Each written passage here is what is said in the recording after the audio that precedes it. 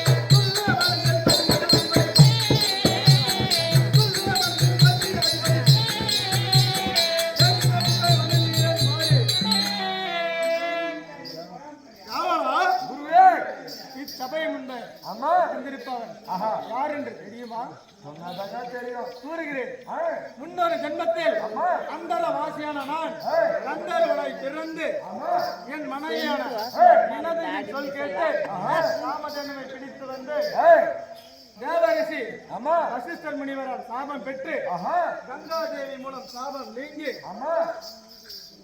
சந்தன மகா ராஜனுக்கும் கங்கா தேவிக்கும் 8வது மகனாக பிறந்து கங்கை மைந்தன் பீஷ்மன் கங்கை என்ற பெயரோடு 865 வருடம் மரணமில்லா வாழ்வை பெற்றவன் நான். அந்த 865 வருடம் எதற்காக பெற்றேன் தெரியுமா?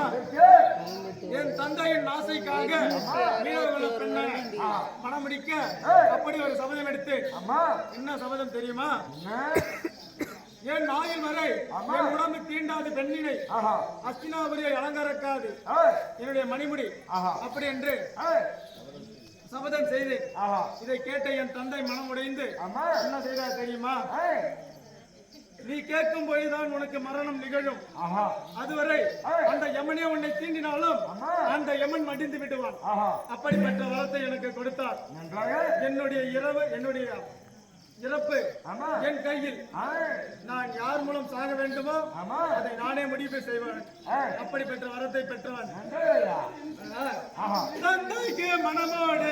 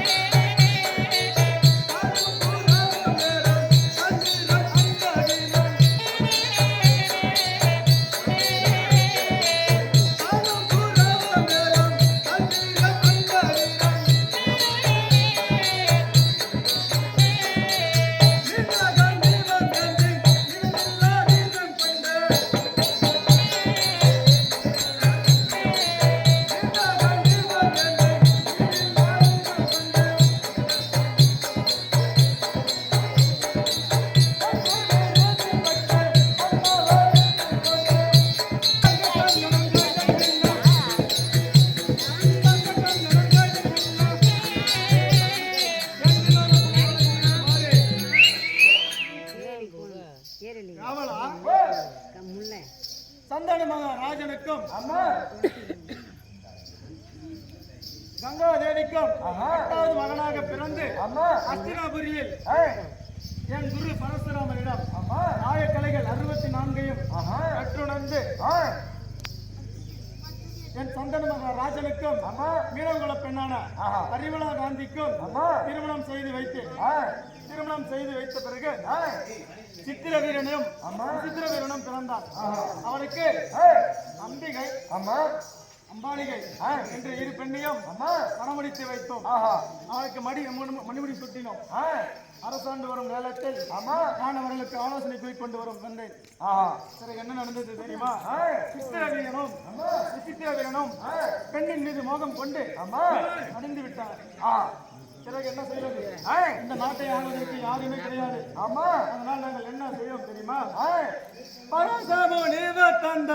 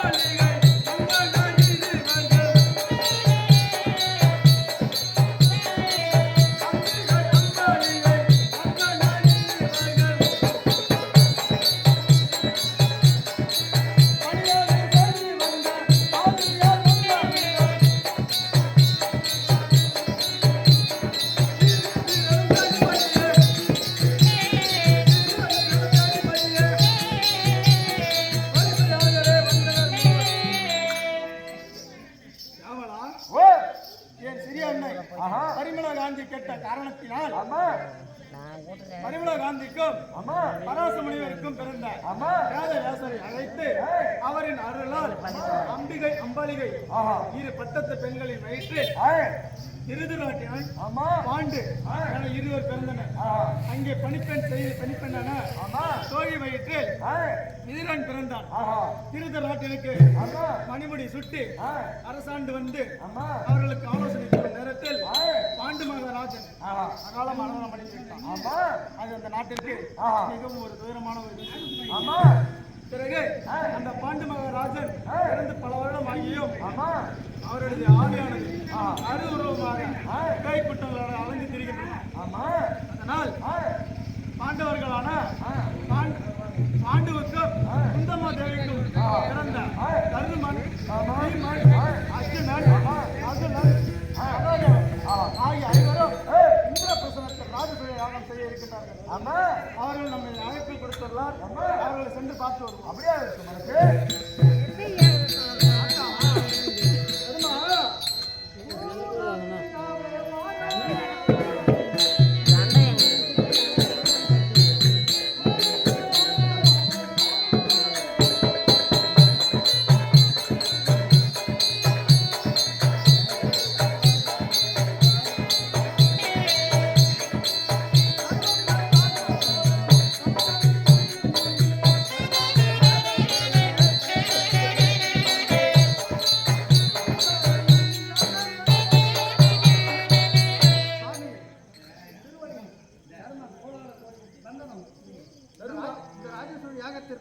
யாருக்கு நான் முதல் மரியாதை செய்வேன்? சொல்கிறேன் கேள்.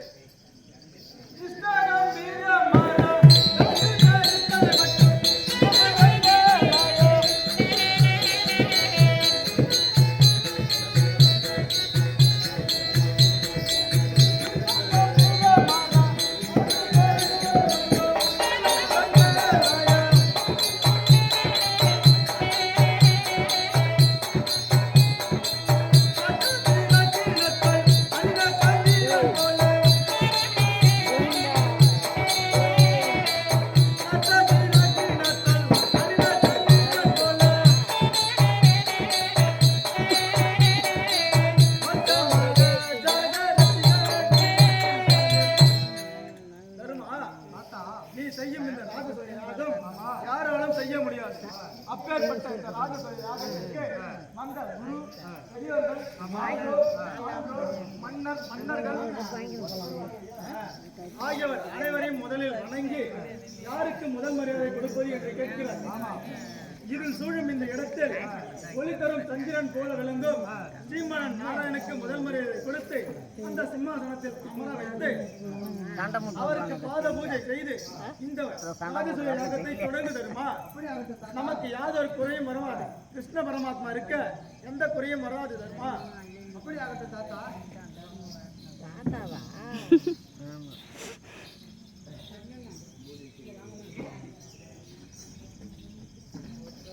ஆமா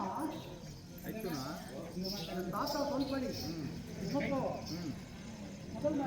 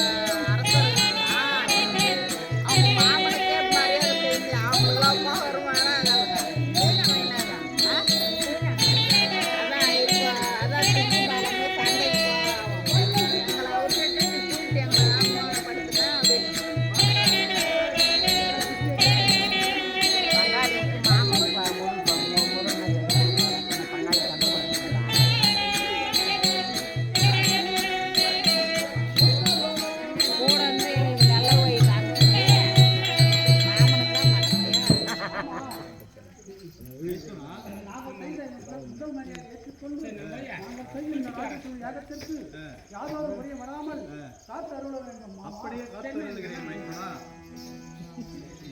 நாங்க குளிச்சிட்டோம்.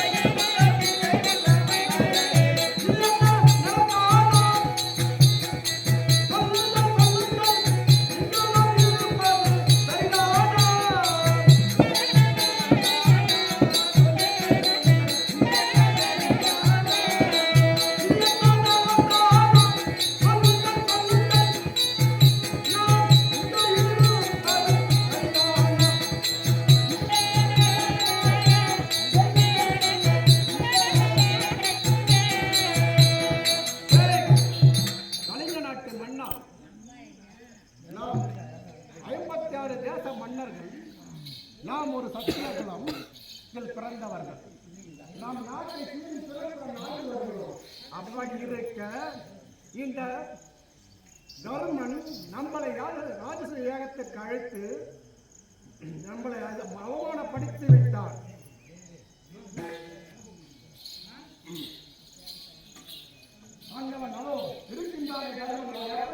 தெரியுமா? தகப்பன் இருக்க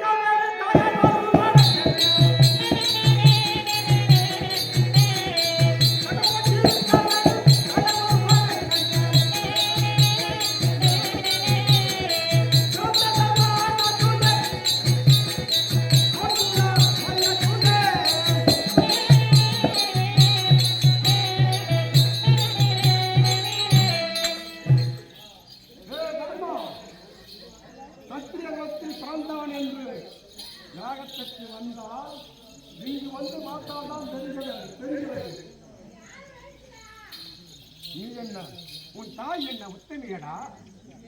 மடையா மடையா உன் தாய் சுந்தரா தேவி உன்னை எவனுக்கு பெயருக்கு மகாராஜனுக்கு பெற்றேன் என்று விருது நாட்டினரிடம்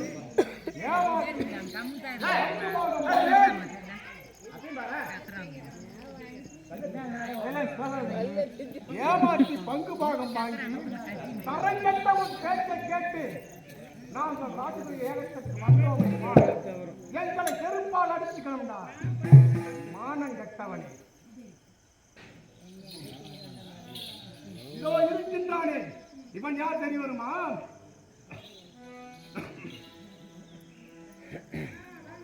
சபத்தாலே வந்த கங்காதேவி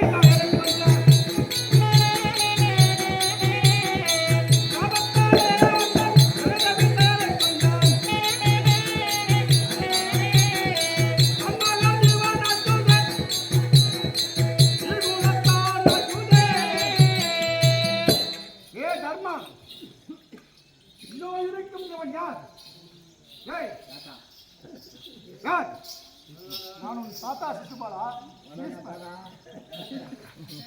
ஏண்டா நீ என்ன உன் தாய் என்ன உத்தமியா? உன் தாய் என்ன உத்தமியா? உன் தாய் உத்தமியடா.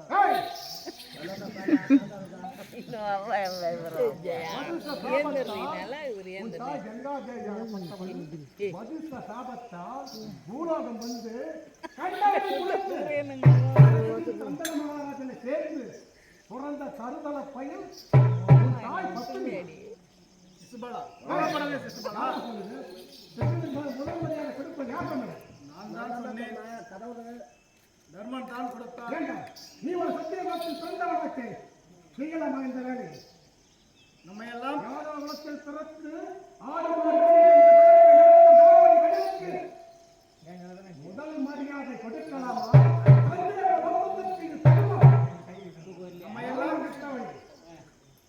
நம்ம எல்லாம் பட்டி பரமாத்மா அவருக்கு தானே கொடுக்க வேண்டும்.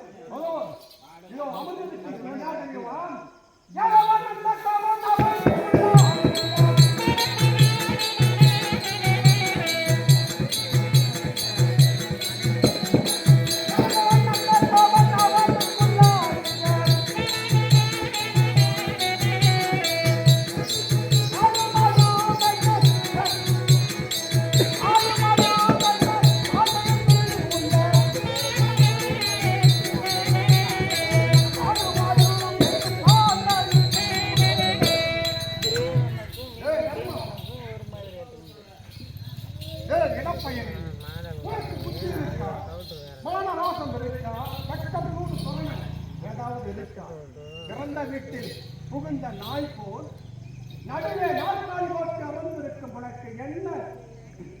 உனக்கு என்ன தகுதியில் இருக்கும்? இந்த சபைக்கு நீ வரலாமா? உனக்கு என்னடா சபை? என்னடா சபை இது? இப்படி கோபிக்கலாகுமா?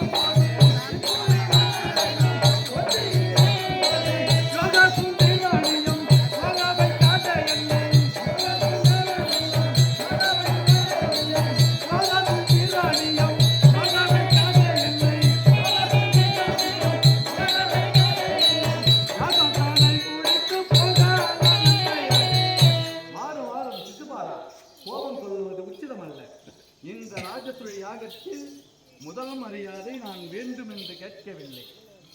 கங்கை நிறைந்த பீஷ்மர் குருதோணர், கிருபாச்சாரியார், அங்கதேச அரசர் கர்ணன், அத்தினாபுரி மாமன்னன் துரியோதனன், அவனி 56 தேச மன்னர்கள் ஒன்று கூடி இந்திரபிரஸ்த மன்னன் தருமனிடத்தில் சொல்ல, என் அத்தை மைந்தன் தருமன் எமக்கு முதல் மரியாதை கொடுத்திருக்கிறார். அப்படி கொடுப்பதில் என்ன தவறு? எதற்காக வீண் வார்த்தை பேசுகின்றாய்? இப்பொழுது இந்த ராஜசூய யாகம் நல்லபடியாக முடிந்து பாண்டு மகாராஜன் அன்னவர் சொர்க்கபுரியை அடைய வேண்டும் என்பதற்காகவே இந்த யாகம் நடக்கின்றது. இந்த யாகத்தில் வந்து எமக்கு முதல் மரியாதையா உமக்கு முதல் மரியாதையா என்று கூறுவது உச்சிதம் கிடையாது. ஒரு நீ கோபம் பிடித்தவன், அகங்காரம் பிடித்தவன் என்று எமக்கு தெரியும். இருப்பினும் வீண் வார்த்தை தேவையில்லை. இந்த யாகம் நல்லதொரு முறையில் முடியட்டும். ஜாதிக்கு தகுந்த புத்தி, ஜாதிக்கு தகுந்த புத்தி சரி சரி விளக்கம் கண்டே, நீதிக்கு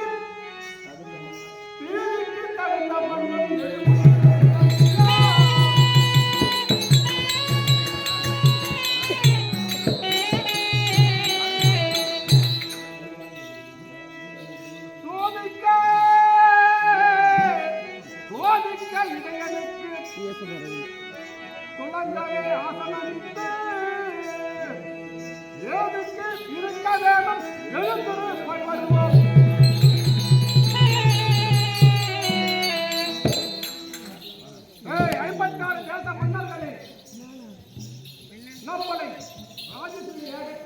தருமன் அழைத்து அவமானப்படுத்தி விட்டார். இந்த இடையனுக்கு முதல் மரியாதை கொடுத்து விட்டார். மானம் கட்டது, மரியாதை கட்டது. இங்கு நான் இருக்கக்கூடாது. எழுத்தர்கள் போகலாம்.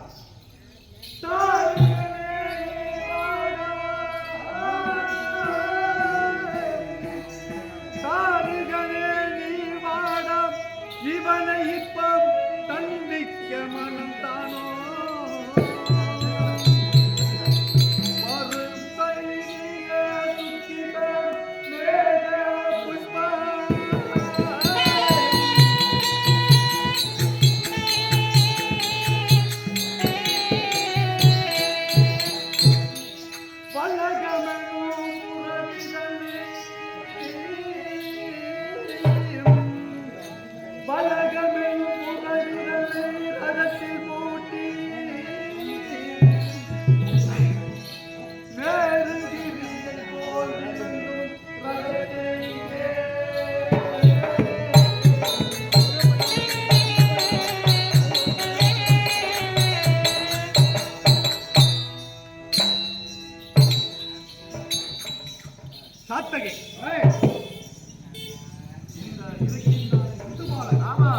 அண்ணருடைய தாய் என்னிடத்தில் ஒரு வரம் கேட்டிருக்கிறார். என் மகன் உன்னிடத்தில் 100 பிள்ளைகள் செய்யும் வரை அண்ணவனை வதைக்க கூடாது என்று சொல்லியிருந்தார். அதன் காரணமாகவே இந்த நேரத்தில் பொறுத்திருந்து அவனுக்கு கொடுத்த சாபம் முடிந்து விட்டது. அண்ணவனை கொல்ல வேண்டும். அந்த தாய்க்கு கொடுத்த சக்தியை முடிந்து விட்டது. இப்பொழுது நடந்து சிசுமகனை கொல்ல வேண்டும்.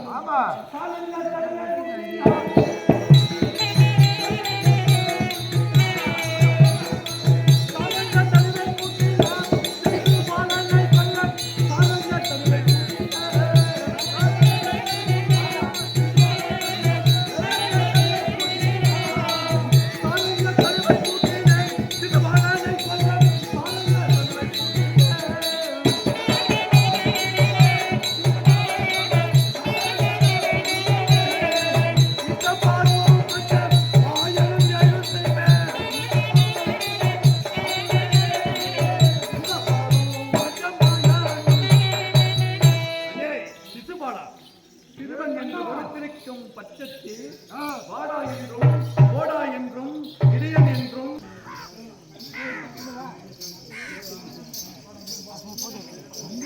நான் வீட்டுக்கு போகிறேன்.